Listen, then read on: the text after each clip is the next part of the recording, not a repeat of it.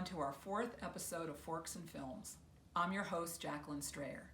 Today we're going to be watching the box office hit, My Big Fat Greek Wedding, and also making 2 dishes that connect with that film. And these dishes are really wonderful in light of the fact that they're comfort food dishes, and we've been having in New York some very cold and drizzly weather. The first is rice pudding, and the second is Greek roasted lemon potatoes. So Chef Martin is going to be taking us through those recipes very soon. I also want to mention that we've received some wonderful media attention for this program. As you know, it's original content and it's all been a volunteer effort by all of us who are working on this. And we received in the last week a feature story on this program at Box Office Pro, which is a national media outlet. We've also received some wonderful press here in Long Island, New York, from Newsday and a number of other media outlets, so we really appreciate that. The other thing I want to mention also is that we would really appreciate if you continue to post your thoughts, ideas, comments, questions, photos, and videos of yourself either making the food that we learn how to make in these shows or your ideas and comments about the films that we're watching. So we would really like to engage our community in doing that.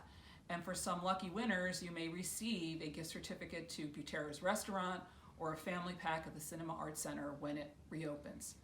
So with that, I'm going to turn this over to Chef Martin to teach you how to make these 2 wonderful dishes, and I'll be back a little bit to basically tell you a little bit about the film that we're watching and then the next show. See you soon. Thanks, Jacqueline. Last week we had Big, the nachos. I hope everyone enjoyed that. They're an easy dish to do. This week we're doing My Big Fat Greek Wedding, and my recollection of the film was that there was a lot of food. It was centered around that, the culture, the family. So I took another look. Lori and I, we viewed it, and some of the items really stuck out at me. I will not be doing a roasted lamb, so no one's going to be walking in the kitchen carrying a dead lamb. We're not going to do that. Instead, we're going to do a side dish, traditional lemon roasted Greek potato, and really delicious. So we'll do the side, and also we're going to do an accompaniment that wasn't in the film, but a traditional Greek diner dessert. And since they own a diner, I thought it would be appropriate: rice pudding. So we know that geography influences food, and what people have and access is what they generally cook. So lemons, olive oil, herbs, that's a really big element of things that are available in Greece, and you're teaming that with potatoes. It's a great selection. Now, hopefully you have the ingredient list, but I'll go through it with you. Easy. So first thing we want to do is we're going to peel these potatoes, and if you watch the film, there'll be a scene where she's peeling away, and there's a lot of potatoes. So you want to just get yourself a good peeler, and we'll peel.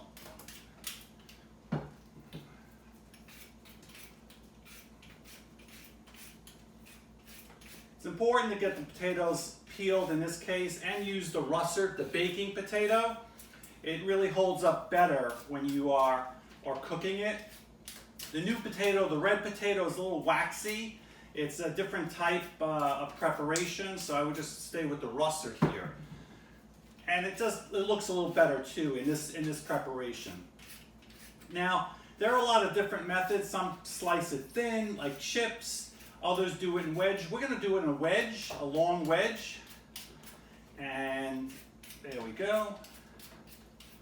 My potato peeling skills.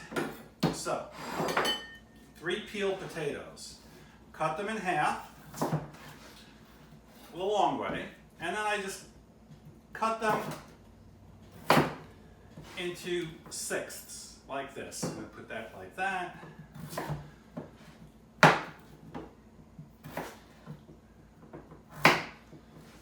Kind of like an apple, like a piece of an apple if you look at it. If the potato is smaller, you don't go as many. You want to keep this constant, equal size, like that. And the last one.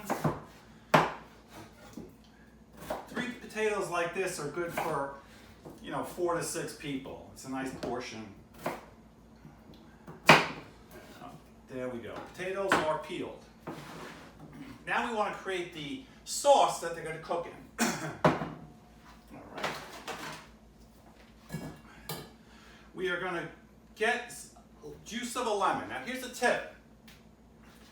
That stuff they call real lemon juice, don't use it. It's not good. Why don't you get a real lemon? When juicing a lemon, 1/4 cup of juice comes out of a lemon. So that's a good gauge. You take the lemon and you roll it with your hand on a firm surface. You roll it. So you break down the interior of that lemon and you get the juice ready to go. Okay? Cut it in half. Now what I do is I get a colander on top of the bowl and I squeeze through the colander so that all the seeds are caught. You don't go fishing them out. Fresh lemon, very, very important in this recipe. That you don't want to substitute for. Okay, now you squeeze away. I like to get a little bit of that pulp in there too. Just enough they'll go through some of the mesh, not too badly. Great, and there we go. Do that. Put that away. So I got 1/4 cup of lemon juice. Now here's that olive oil. So we take the olive oil and we're going to mix the olive oil in all these ingredients. About 1/2 cup. There we go. 1/2 cup. Let's get that oregano. And you got 1/2 teaspoon and 1/4 teaspoon. You could go and measure, but I have a good sense. That's the oregano. And then the paprika. Don't go too crazy with paprika because it's very potent in color. Not so much flavor, just the color. You don't want to off the potatoes too much. Put the minced garlic in. Wearing gloves, so that comes in handy. Garlic. There we go. All right, so we have lemon juice, salt and pepper to taste. Now there's a very subjective thing. About a tablespoon, maybe 2 teaspoons. And black pepper. Okay, there we go. I happen to have some fresh thyme still left over. So I'm going to put a little bit of that in as well. You can put parsley in as well. Again, they use a lot of herbs. If you have fresh oregano, all the better. Again, that dry oregano is very, very strong. I like fresh herbs when I can get them. There we go.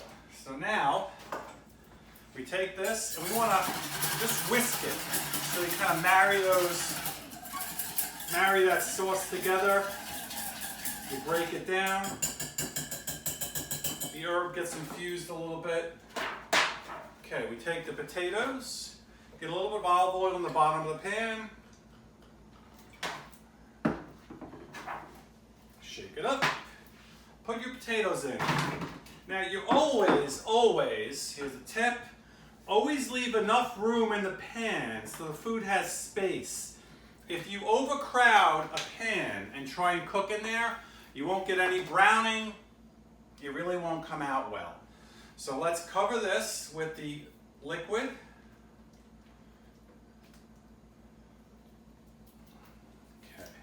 Okay. Should add a little, actually put a little bit of water in this as well. I neglected to mention that one.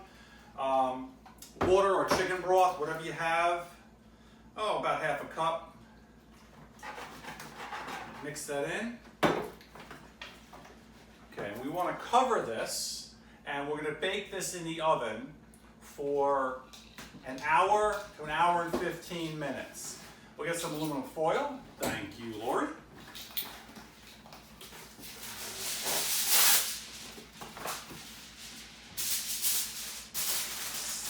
Nice seal on there. This will cook the potatoes and soften them. So you want to cook this covered for a while. Let that go. Okay. So let's move this over. I had prepared one earlier in the day, so that's just about done.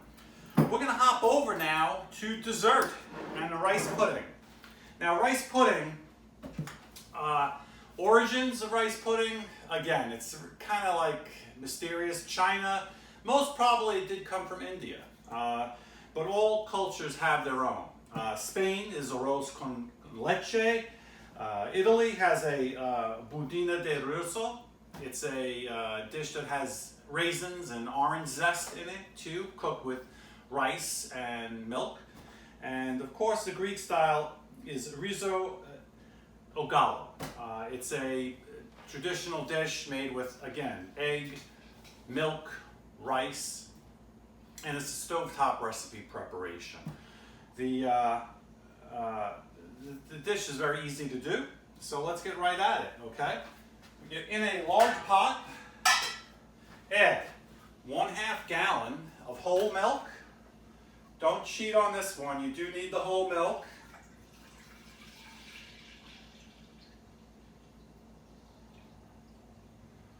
Okay. All right, so it's 1/2 gallon of milk, 1 cup of short-grained rice. Now, short-grain rice is very important. Do not use a long-grain rice. You want to use short-grain. It's Carolina. I like to use Arborio rice. That is the rice that they use to make risotto. It's a short-grain. It really does 2 things really well. It has the starch on the outside of the grain, and the grain stays very firm still when you cook it. That's the really nice part about this rice, and it really works well for rice pudding. So, 1 cup of rice, generous cup, there we go, put that in, and I put a dash of vanilla, just a dash, in the milk. We turn that on and we cook this. That's going to cook, and you have to stir it for about 45 minutes. Now this is a part where you're going to have to kind of work and kind of learn a little bit. It has to cook so that it just starts to bubble like a mud pot, like a lava a little bit. Not too thick, okay? So keep an eye on that. We're going to do the sweetener for that. It is 1 egg. There we go. And 1 cup, I have 1 cup of granulated white sugar, right there. And again, a little bit of vanilla extract in here. There we go. This, we want to take a whisk to, and just whisk that up.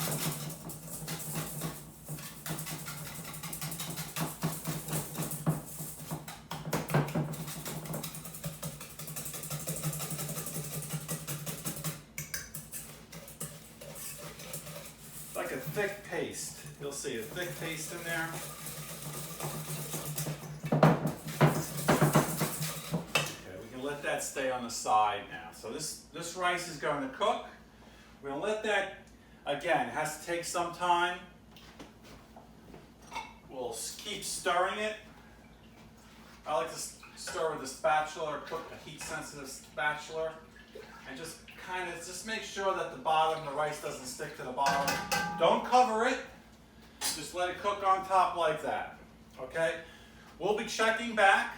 We're going to let this thing cook through. We'll fold the egg in, and I'll show you what has to happen there.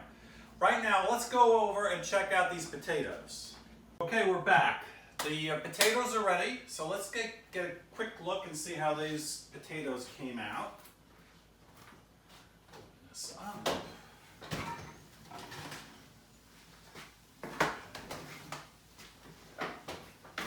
Okay, so they are roasted. You can see like this. There's oil left over in there, so we're going to take them out carefully.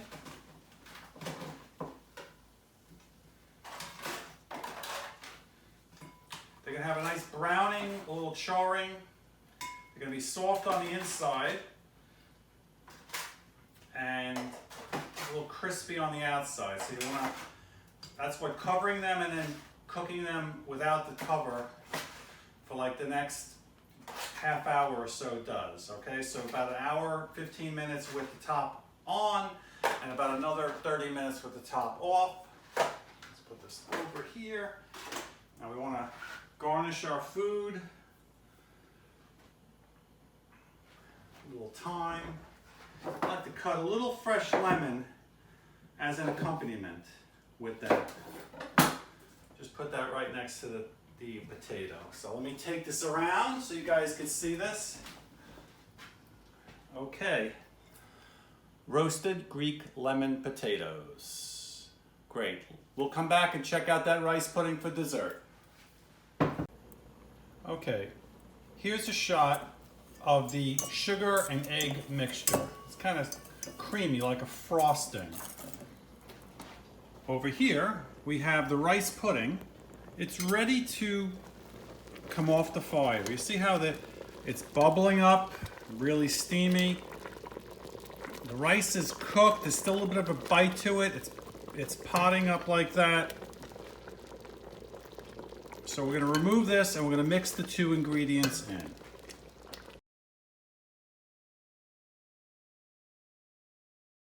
Thanks, Chef Martin, and I hope you all had a great time making those two dishes, rice pudding and Greek roasted lemon potatoes. I've got mine in front of me here, and I can't wait to eat them. So let me tell you a little bit about our film that we're going to be watching tonight, My Big Fat Greek Wedding. It's a 2002 independent film that was made on a small budget of $5 million and grossed nearly $400 million. It still stands as the most successful romantic comedy film ever.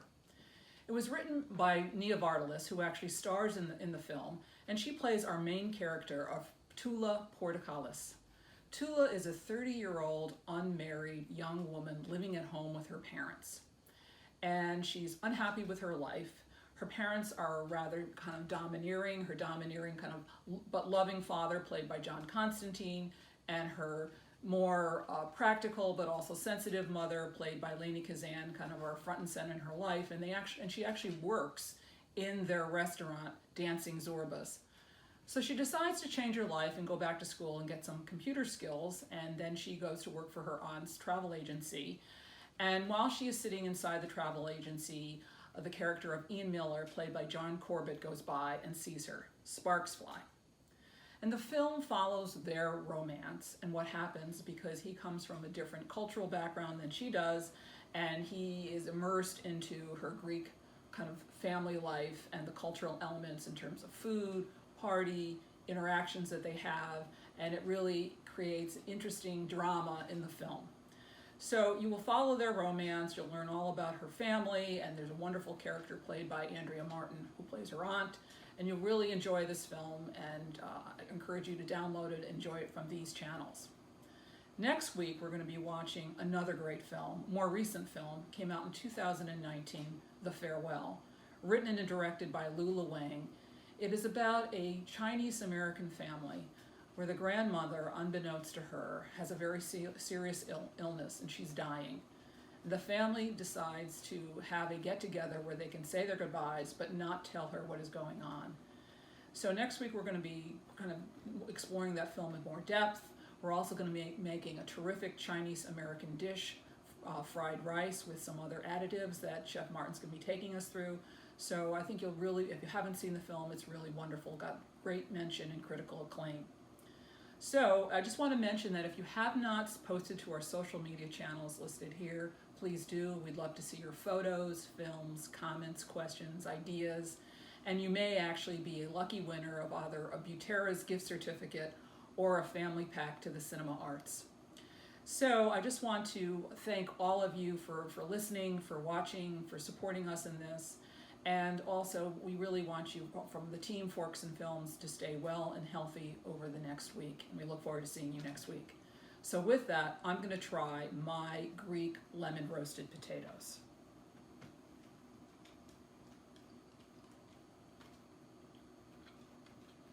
Absolutely yummy. See you next week.